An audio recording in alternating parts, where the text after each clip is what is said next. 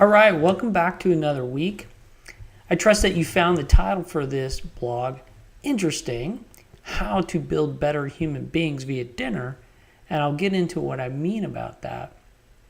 When I first started learning about all the research that was being done around how family dinner time improves not only your relationship with your significant other, but certainly your relationship with your kids, I was astounded really by the results of some of these studies. And I was recently talking to a friend and going over this concept that she had never heard of. And she's like, wow, I don't even spend time with my family. We typically don't eat together, or we have certain distractions over the dinner table. So if this is a new concept for you, let's dig in and I'll share some stuff with you. It might cause you to change the way that you do dinner time. When I first learned about this stuff, I went back to my family and said, okay, we got a new rule. We're going to be doing dinner together. They're like, what do you mean? I was like, we're going to be sitting down and having dinner every night. And with very few exceptions, we do this. Now, I have a small family. I only have one child, so it makes it a little bit easier. There are nights we miss for certain events or whatever. But in general, we are spending good time together. So let's look at what I pulled up here on the web, and there's a couple ways that you can search this. This first thing here, I just did dinner and team behavior. I got all kinds of hits. Let's run through a few of them, and I'll show you what I mean, and you can do your own research because there's plenty out there. Family dinners linked to less risky behaviors in teens. They're talking about, not only less likely to try tobacco, more than twice as likely to use alcohol, and 2.5 times more likely to use marijuana if they're not having family dinners together. So some of these kinds of things are really interesting to look at. And this point here, 3/4 of teens reported having dinner with family at least once a week said the interaction and togetherness were the best part of the meal.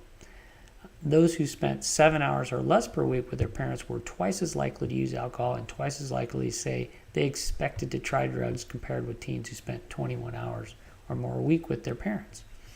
That is interesting. Let's go to the next one. This is similar kinds of stuff. And this one says numerous studies over the last 15 years. So this was written in 2013. So there's really been a lot of research on this topic. And I liked what they said here. Why do family dinners offer such benefits? The simplest answer is that dinner is a reliable occasion for teens to feel connected to their parents. It is this connection that provides the real seatbelt on the potholed road of adolescence. We all know that, right? And what is so magical about mealtime? And this lady talks about, we don't farm together, play musical instruments together, stitch quilts together because we're in industrialized countries and we're all running around doing stuff. But in this survey where American teens were asked when they are most likely to talk with their parents, dinner was the top answer. And it went on to say, kids who eat dinner with their parents experience less stress and have a better relationship with them. And let's go on to this next one. Here it's just talking about, eating together and America's drug problem. This quote here, America's drug problem is not going to be solved in courtrooms or legislative hearing rooms by judges and politicians. It will be solved in the living rooms and the dining rooms and across kitchen tables by parents and families. I believe that is so true. Now, this was all about families. And then I Googled dinner and spouse benefits. And there are benefits here too. This one gets into talking about eating helps you to connect. Eating together provides an opportunity to practice gratitude. Eating together helps you relax. And eating together encourages mindful eating. And it improves nutrition. Last night was Friday night, and I had dinner with my spouse because my son was out at the Friday night football game. And we did a little special. I put the candles outside, set up the outside dinner table, got some wine, and we sat down and got the music going. And when she came outside, she's like, wow, this is really special. And we hung out there for, maybe an hour or so, talking, catching up on work and life and what's going on. And that's just really great time together. So try that out if you don't do that very often. You don't have to go out to an expensive restaurant to have a nice meal. with your spouse. This article here was interesting because it gave some rules for a successful family dinner.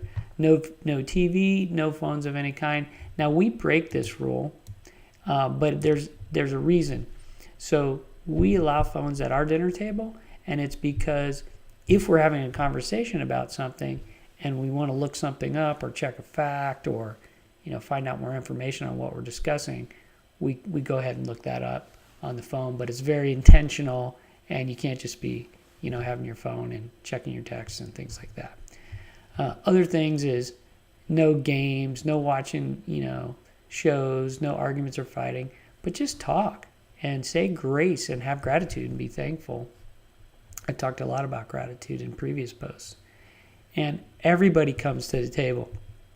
Now, in my family, this is an important one because sometimes my son will eat when he gets home from school, and then he's not hungry when we're ready to sit down for dinner. But I make him come down and sit at the table anyway. And, in the beginning, when I made him do that, he would complain. But now he just gets it. It's just part of what we do.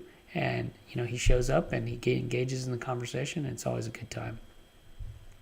So, and this one's important too. Don't rush the family dinner. A lot of times people are like, I got so much to do. But it's really important to be intentional about taking time to be together.